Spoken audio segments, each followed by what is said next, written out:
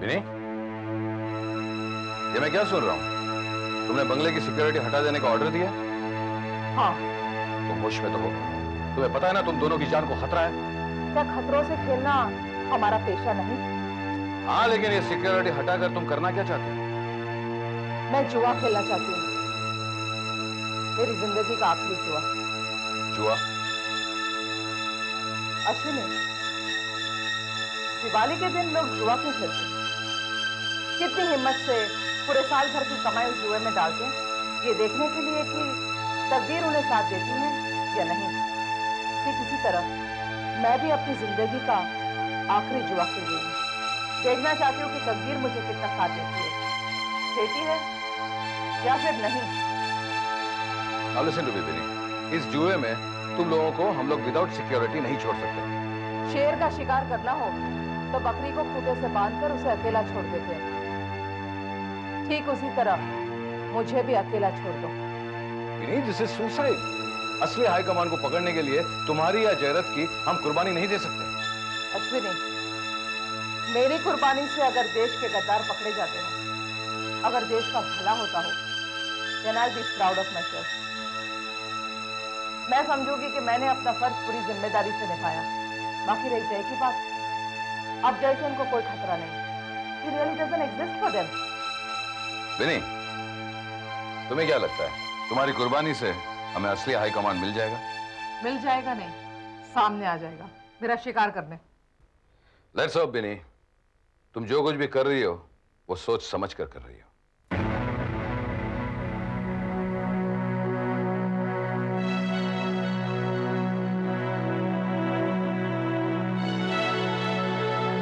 अश्विनी, जो समझ में ना आए उसे अफसाना कहते हैं, जो समझ में आए वही जिंदगी है। This is life, let's take the chance.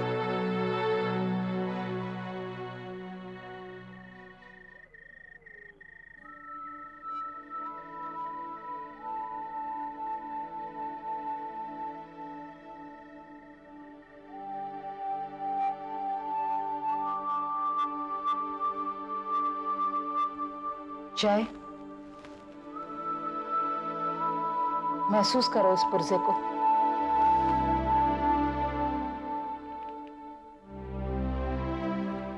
ये पुर्जा हमारी सारी मुसीबतों की जड़ है जय।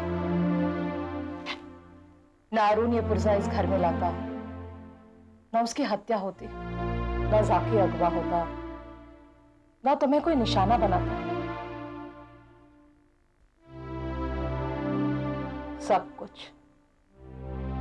सब कुछ इसी की वजह से हुआ।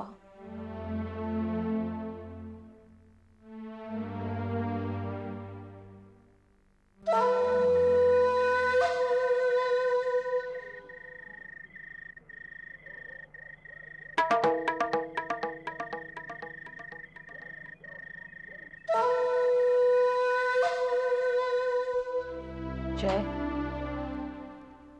इस पुर्जे ने आज तक हमें मुसीबतों के सिवा और कुछ भी नहीं दिया है।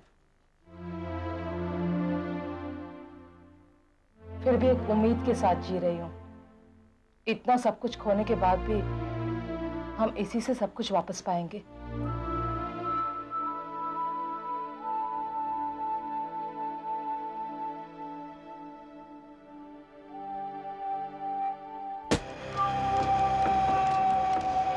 लाइट चली गई।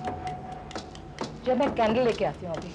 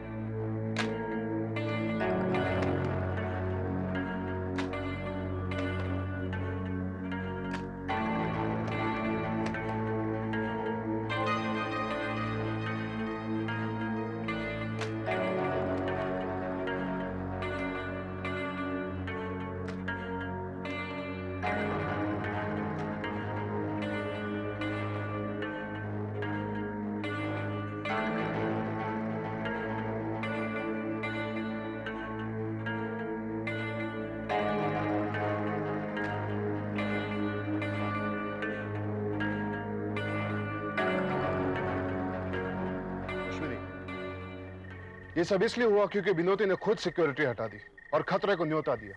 Sir I think she was right.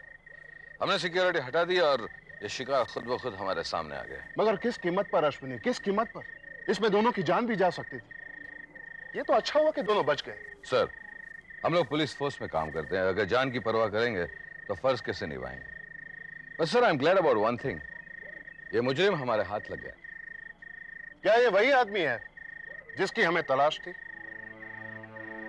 Well I don't know sir, हमें एलबीएस की तलाश थी। इस आदमी के बाएं हाथ पर एलबीएस का निशान मिला। नहीं अश्विनी, मैं एलबीएस के बारे में नहीं पूछ रहा। मेरा इशारा उस आदमी की तरफ है जिसकी तुम्हें, मुझे, हम सबको तलाश है, जिसको पकड़ने के लिए तुम वचनबद्ध हो Ashwini. Is this man high command? क्या यही आदमी हाई कमांड है? अगर नहीं है तो और mission is not complete. Sir इस वक्त ये कहना बहुत मुश्किल है कि ये आदमी हाई कमांड है या नहीं, लेकिन एक बात का मुझे पूरा यकीन है कि ये वही आदमी है जिसने जयरत पर खेरवाड़ी में गोली चलाई। अगर उसके मरने से हमें क्या फायदा हुआ? ये अगर जिंदा होता तो हम उससे सब कुछ उगलवा सकते। नहीं सर, एक बहुत बड़ा फायदा हुआ है। इसकी वजह से जयरत ठीक हो गया, is come back to his senses. And I think आप वही बता सकता है ये आदमी कौन है।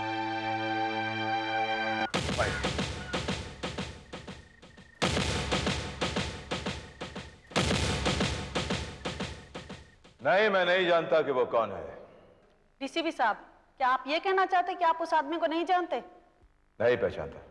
क्या उसका नाम बाबू गोटी था? मुझे नहीं मालूम। क्या आप सच कह रहे हैं? नहीं, मेरे कहने का मतलब यह है कि क्या कोई जातीय दुश्मनी थी जिसकी वजह से इस आदमी ने आप पर 2 बार हमला किया? 2 बार नहीं, 3 बार। 3 बार? कहां और कैसे? इन्वेस्टिगेटिव जर्नलिस्ट आप है, आइंदा होमवर्क करके आइएगा। डीसीपी जयरत, क्या आपको यह नहीं लग रहा कि जिस आदमी ने आपकी जान लेने की कोशिश की वो खुद की जान खोकर आपको एक नई जिंदगी देकर गया? नहीं, वो महज एक कॉन्ट्रैक्ट किलर है जो एलबीएस लिटिल ब्लैक स्टार एक आतंकवादी गिरोह है जिसके लिए काम करता था। डीसीपी जयरत, लेकिन क्या इसी ग्रुप के दूसरे मेंबर्स ने पुलिस के साथ मिलकर एक देशद्रोही अमित सिंघानिया को फरार नहीं किया? आप बिला वजह पुलिस डिपार्टमेंट पर इल्जाम लगा रहे हैं। आपके पास क्या प्रूफ है कि हम लोग उनके साथ मिले हुए? I think you should give us an apology. I am really very sorry sir, but I think I should rephrase that question again. तो क्या हम सब आपसे ये पूछ सकते हैं कि एलबीएस के मेंबर्स और अंडरग्राउंड में रहने वाले अमित पंडित, सुखीराम, ये सब अमित सिंघानिया को छुड़वाने में इकट्ठे कैसे हुए? लेट मी टेल यू, ये सब पंछी एक डाल के, और चोर के साथ चोर नहीं दिखेगा तो क्या मोर दिखेगा? लेकिन अमित सिंघानिया को जिस रास्ते से लेकर जा रहे थे, उस प्लानिंग का पता उन्हें कैसे चला?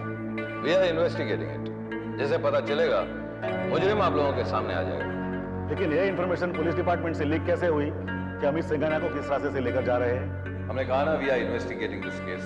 इनफैक्ट हमें खुद ताज्जुब हो रहा है, लेकिन जो कोई भी आदमी हो, हम यकीन देते हैं कि वो ज्यादा देर तक हमारी आंखों में धूल नहीं झोंक सकेगा। तो क्या आज पुलिस इतनी मजबूर हो चुकी है? He is underworld ruling the country. Now this is enough, I said. आप लोग यहाँ पे पुलिस फोर्स पर कीचड़ उछालने के लिए आए या फिर हमसे सत्य जानकर लोगों को बताने के लिए आए? सत्य तो हम तभी बताएंगे जब आप लोग सच बोलेंगे। अगर आपको ये लगता है कि यहाँ बैठकर हम झूठ बोल रहे हैं, तो फिर इस प्रेस कॉन्फ्रेंस का कोई मतलब ही नहीं है। डीसीपी जयरत, ड्यूटी आवर्स के बाद आप कहाँ मिलेंगे? कहाँ मिलेंगे? क्या मतलब? मतलब ये कि हर कोई जानता है कि ड्यूटी आवर्स के बाद भी आप अपने घर पे नहीं बल्कि पुलिस स्टेशन में ही रहते हैं। You're right. तो क्या अब भी जनता आपसे यही उम्मीद रखे कि या तो आप पुलिस स्टेशन में मिलेंगे या फिर विनोदी वर्मा के घर? What nonsense!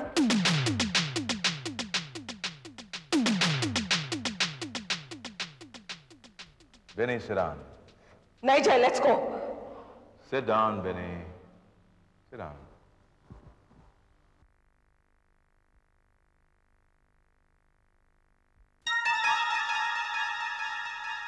आपने जो सवाल किया है वो जरा यहां आकर पूछिए।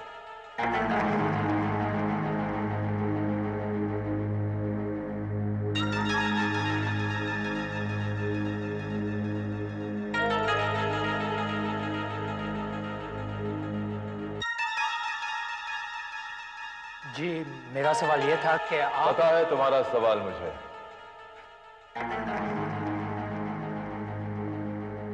मेरा जवाब है learn to respect the officer of the law. जो लोग अपनी जान पर खेल के तुम्हारी और तुम्हारे परिवार की हिफाजत करते हैं, उनकी इज्जत करना सीखो। I'm sorry, gentlemen. इनका सवाल जाती था, बहुत पर्सनल था सवाल इनका। इस इन्वेस्टिगेशन या कानून से कोई मतलब नहीं था इसका। Conference is over. Let's go.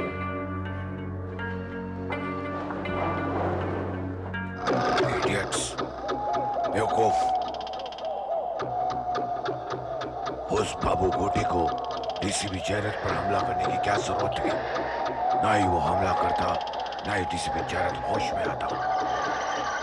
लेकिन हाई कमांड, हालात ऐसे पैदा हो गए हैं कि डीसीपी जैरत जख्मी शेर की तरह हमें ढूंढेगा। उसके दहाड़ने की आवाज कभी भी हमारे कानों तक पहुंच सकती है। उसके निगाह से बचने के लिए मैंने इंतजाम कर लिया है। सारे हवाई अड्डे और हाईवेज को छोड़ दो, क्योंकि पुलिस वहां मक्खियों की तरफ भिन भिन आ रही होगी। लेकिन सर, ऐसी हालात में हम निकलेंगे कैसे? अपने प्राइवेट हेलीकॉप्टर से? नो, एक ही रास्ता है, वो है पानी का रास्ता। इस महीने की 5 तारीख को हमारा जहाज जल्लबीसा किनारे आएगा। All families on board. सारी चीजें निपटाना शुरू करो और इस फ्लैट को बिल्डिंग सेक्रेटरी माथुर के नाम ट्रांसफर कर दो, क्योंकि जब तक हम यहाँ थे उससे हमारी बहुत सेवा की है। Start winding up all belongings. या कोई सबूत पुलिस के हाथों नहीं लगना चाहिए। सर, मैं समझता हूं कि डीसीपी जैरत की ड्यूटी ज्वाइन करने से पहले ये काम हमें कर देना चाहिए। सिंघानिया, तुम किस दुनिया में रह रहे हो? डीसीपी जैरत कल अपनी ड्यूटी रिज्यूम कर रहा है।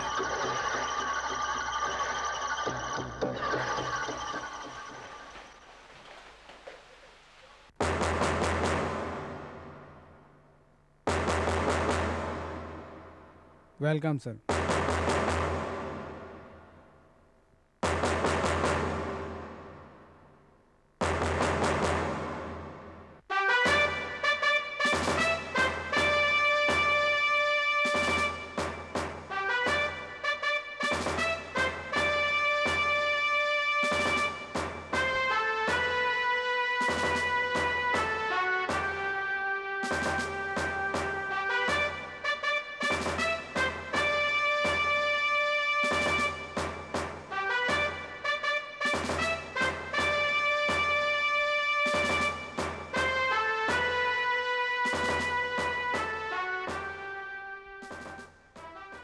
सर, हम लोगों ने आपकी लंबी जिंदगी के लिए दुआ मांगी है। ऐसी दुआएं मत किया करो चौधरी। जिंदगी बड़ी होनी चाहिए, लंबी नहीं।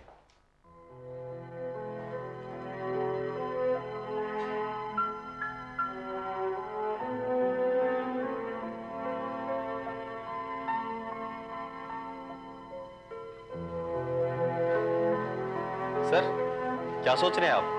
देख रहा हूं कि कुछ भी नहीं बदला चौधरी, सब कुछ वैसा कि वैसा ही। Everything is as normal as ever. Thank god for that. आपके लिए खतरा और बढ़ गया सर। डीआईजी साहब ने आपके लिए ऑर्डर भेजा है। ऑर्डर्स मेरे लिए? आते ही ऑर्डर्स? पढ़ो यार।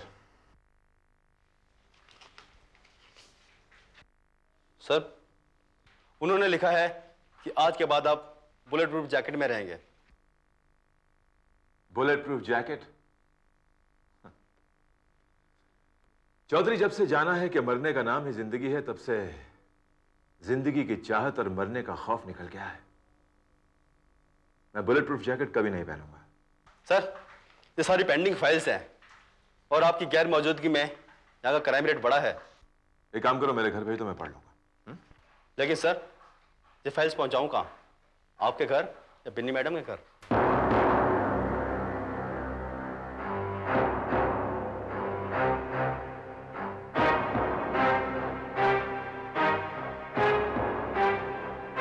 यही रहने दो, मैं कल आके पढ़ लूंगा।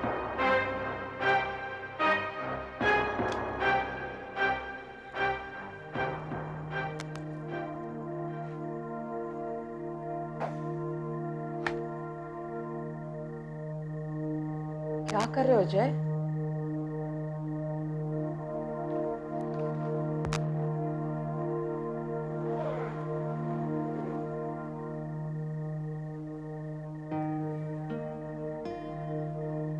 जा रहे हो तो? हाँ।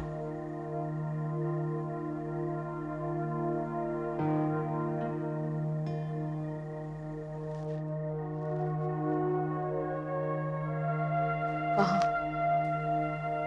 अपने घर। अपने घर? अभी? हाँ भी नहीं, अगर अभी नहीं गया तो शायद फिर कभी नहीं जा पाऊंगा। देखो भी नहीं, तुमने जो कुछ भी मेरे लिए किया उसका मैं तुम्हें शुक्रिया अदा करके या थैंक यू बोलकर इस रिश्ते को छोटा नहीं करना चाहता, और ना ही मैं अब यहां रहकर इस रिश्ते को बदनाम करना चाहता। जय, किसी आम आदमी ने कुछ कह दिया और तुम? नहीं, ये जो आम आदमी है ना, यही हमारा समाज है, यही हमारी दुनिया है जिसमें हमें जीना है, और ये लोग हमें इस तरह जीने नहीं देंगे। इस रिश्ते को कभी अपनाएंगे नहीं, एक्सेप्ट नहीं करेंगे। मगर क्यों जय? क्योंकि इस रिश्ते का कोई नाम नहीं है विनय, और जिस रिश्ते का कोई नाम नहीं होता है दुनिया में उसकी कदर नहीं होती, इज्जत नहीं होती। इस रिश्ते की किस किस से लड़ेंगे हम, किस किस का मुंह बंद करेंगे? विनय, मुझे अपनी कोई परवाह नहीं है, मैंने तो अपनी जिंदगी के साथ समझौता कर लिया है, लेकिन तुम्हारी तरफ होंगी ये मुझसे बर्दाश्त नहीं होगा। सारी कर जय। और कुछ मत बोलो प्लीज। इस भूले हुए अफसाने का फिर से आगाज हुआ है, उसे अब अंजाम तक पहुंचा कर ही रहूंगा।